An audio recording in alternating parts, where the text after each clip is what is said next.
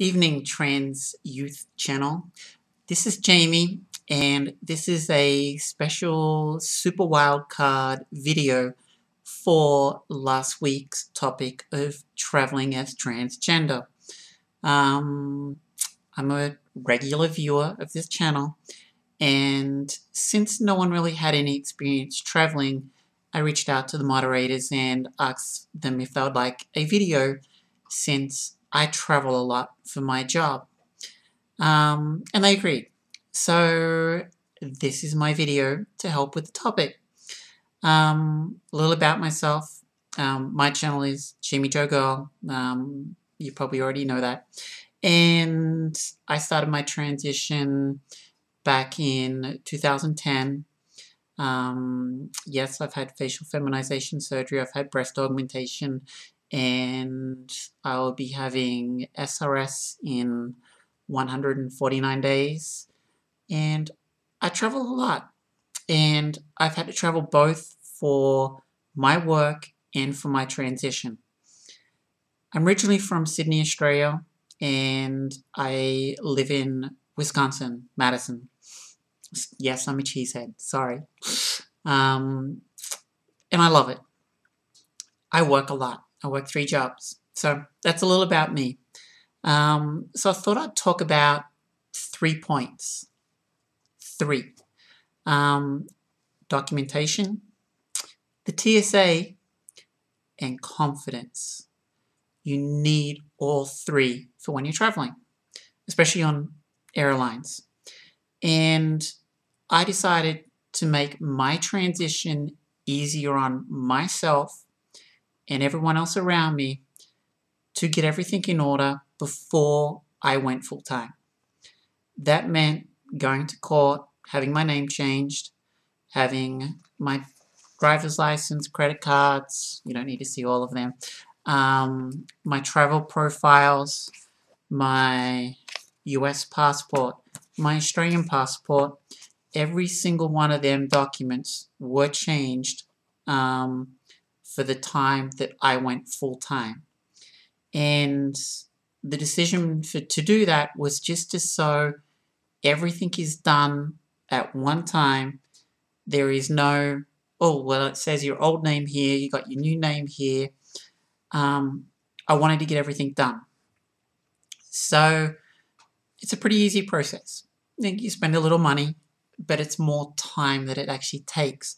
And, you know, sending off letters and copies and going to court, you know, getting letters from your therapist, your doctors. But once you get all the paperwork in, it's so easy to take care of.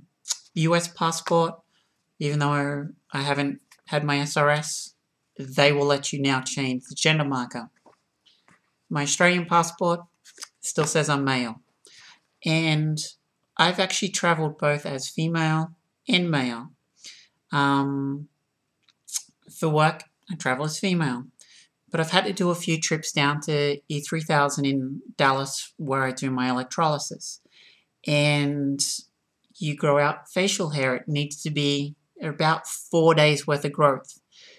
So generally, I will travel back as male. But all my ID is female, except for my Australian passport. I don't care. You know, I put on a baseball cap backwards. And this was before the breast augmentation, which made it easier. And my old male clothes and use the male bathroom. Even though it says female, I can use the female bathroom. I didn't want to cause a fuss with other people. Once I do go as female, I definitely use the female bathroom. But I've had to do that just for the instance of having to travel to E3000. So just something to think about. TSA. And now this is a subject that you might disagree with me, you might agree with me. I'm sharing my experience. I've probably had to go through security probably 30 times in the last 6 months. So odds are I'm going to get a pat down, or a special massage, as I call it. And I had done a trip down to Indianapolis for work. I was looking fine, had a nice dress on, heels, done up. I had a work meeting. I looked great, rocked the meeting, heading back to the airport, and I'm like, this is a perfect day. Then I went through the full body scan. They pulled me aside and they said, we just need to wait for the results. I'm like, yeah, whatever.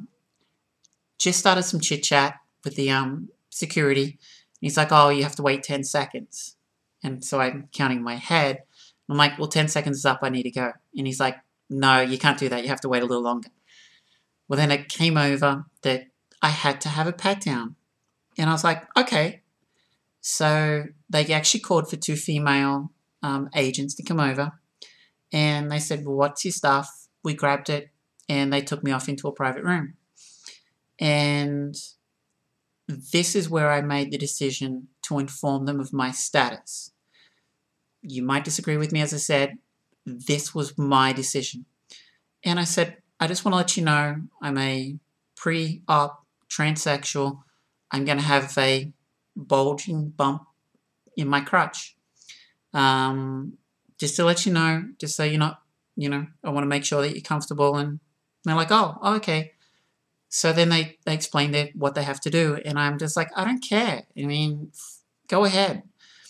So as they started patting my back down, me being smart ass, ooh, a little harder, a little to the left. I had them dying in laughter. It actually turned out to be a positive experience. I joke with them, these are people that are human, just like me, nothing different, and show them respect, and they show you respect back. They didn't write the policy. They're doing a crappy job. Be nice on them. And that's the only time I've actually had to do a pat down. I've gone through the full body scan, I don't know how many times. It's not that big of a deal. Which really comes down to the next point, point 3, confidence.